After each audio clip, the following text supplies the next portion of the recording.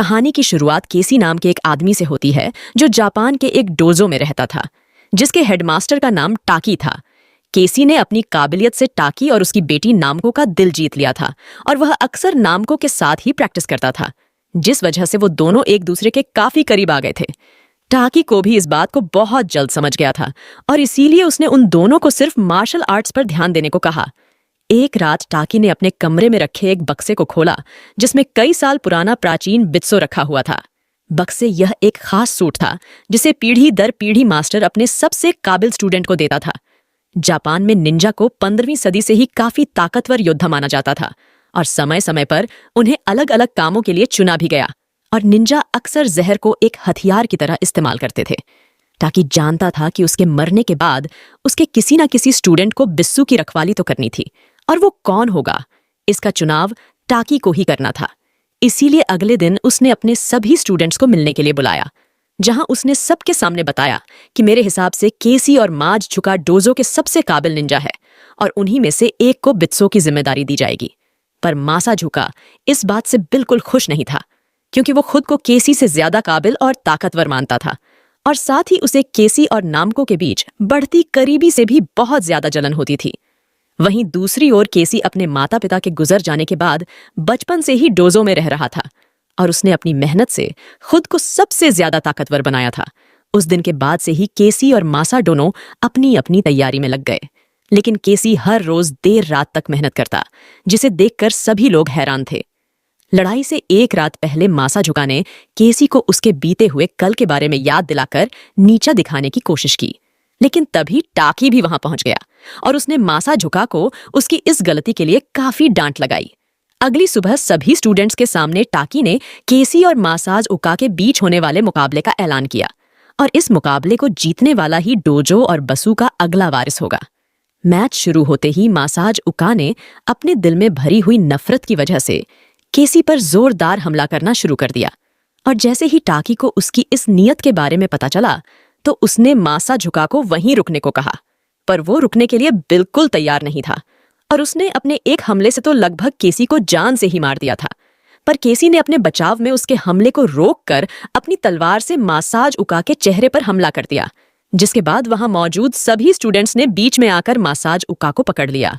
माज़ुका के ऐसे बर्ताव की जैसे टाकी ने उसे डोजो से बाहर निकालने का फैसला किया, जिससे माज़ुका बिल्कुल भी खुश नहीं था और उसने एक दिन पूरे डोजो से बदला लेने का वादा किया। कुछ सालों बाद यूएसए में रिंग नाम के एक खास ग्रुप की मीटिंग चल रही थी, जहां उसके नए सदस्यों की छाती पर उनका निशान बनाया जा रहा था। वहीं दूसरी ओर रशिया की दो सबसे बड़ी कंपनियों का रिंग के साथ एक विवाद चल रहा था और इसीलिए खास निंजा को कंपनी हेड्स को मारने का आदेश मिला। यह निंजा कोई और नहीं बल्कि माज़ुका ही था, जिसने बड़ी ही आसानी से अपना काम पूरा भी कर दिया।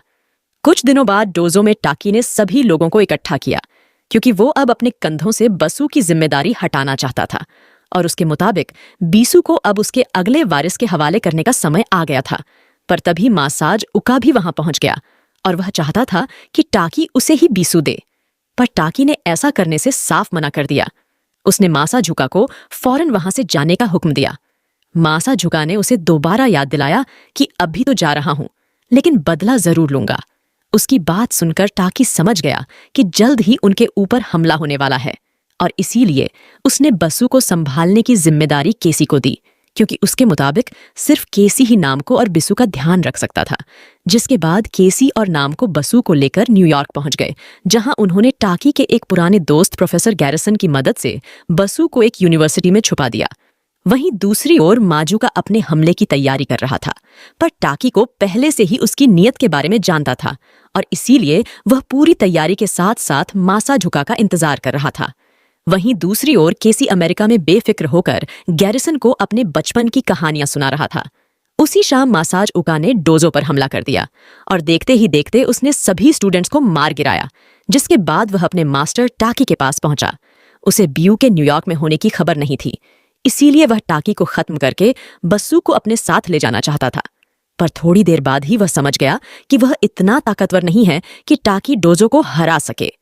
इसीलिए उसने कमरे की लाइट बंद करके अपने नाइट विजन का इस्तेमाल किया, टाकी भी ध्यान लगाकर अपनी शक्ति का इस्तेमाल करने की कोशिश कर रहा था, पर तभी मासाझुका ने उसके गले में जहर से भरी हुई सुई मार दी, जिसके बाद टाकी को उसे डोजो में रखने के अपने फैसले पर पछतावा होने लगा।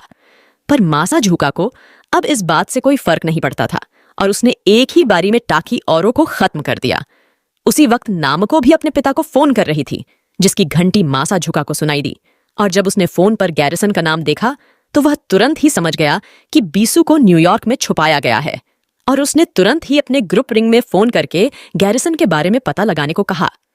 अगली सुबह गैरिसन के बारे में पता चलते ही मासाझुका वहां मौजूद सभी लोगों को खत्म करने चला गया।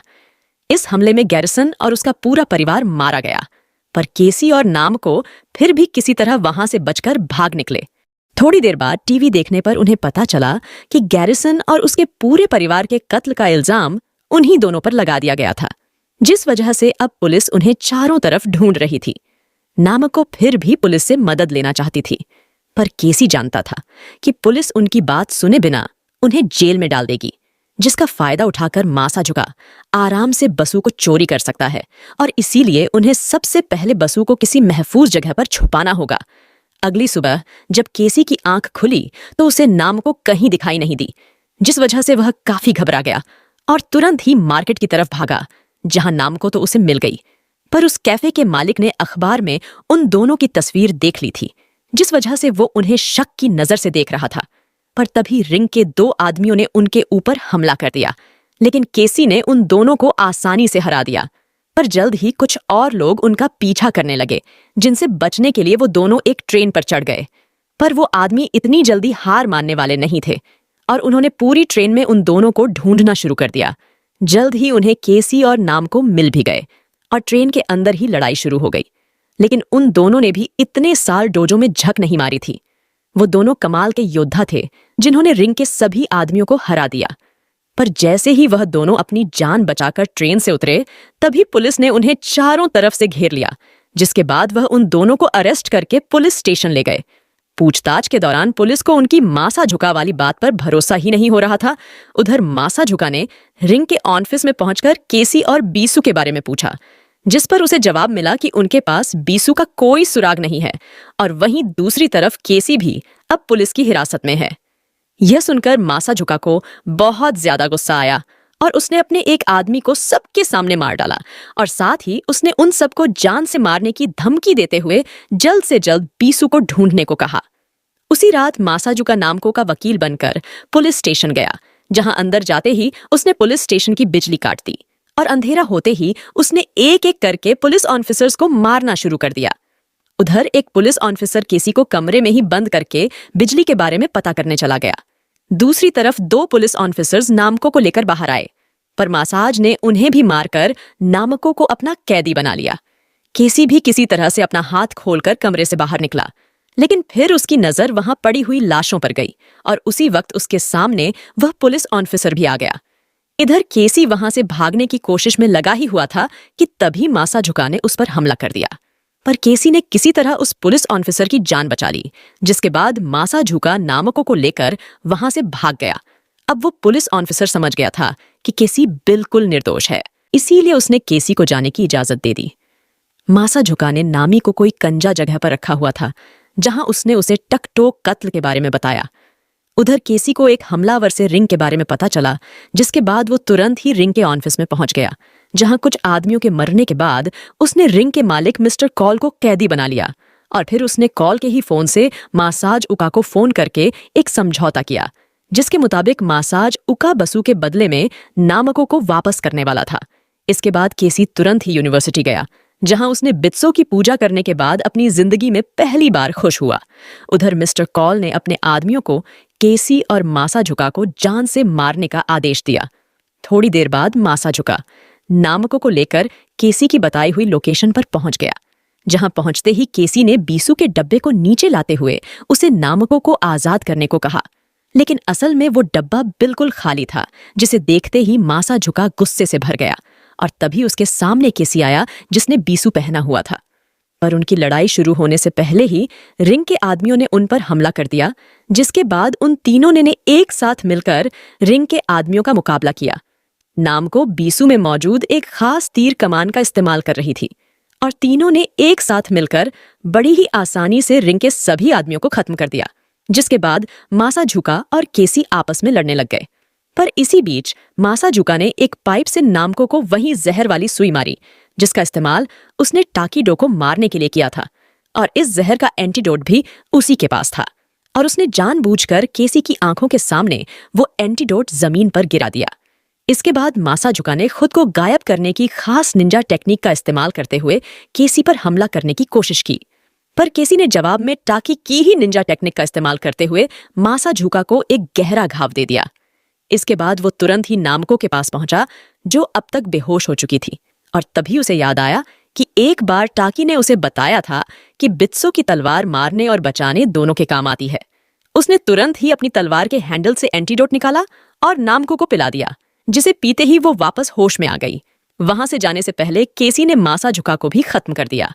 अगली सुबह एक पुलिस ऑफिसर उनसे मिलने आया, जिसने उन्हें बताया कि उन दोनों को गैरिसन और उसके परिवार के कत्ल में निर्दोष घोषित कर दिया गया है। साथ ही पुलिस ने मिस्टर कॉल को अरेस्ट करके रिंग के सारे ऑपरेशंस को चकनाचूर कर दिया था। जल्द ही वो दोनों वापस जापान आ गए और उन्होंने डोजो की जिम्मेदारी अपने कंधों पर उठा ली। तो कैसे लगी हमारी आज की कहानी? कमेंट्स करके जरूर बताना। Take care, bye bye.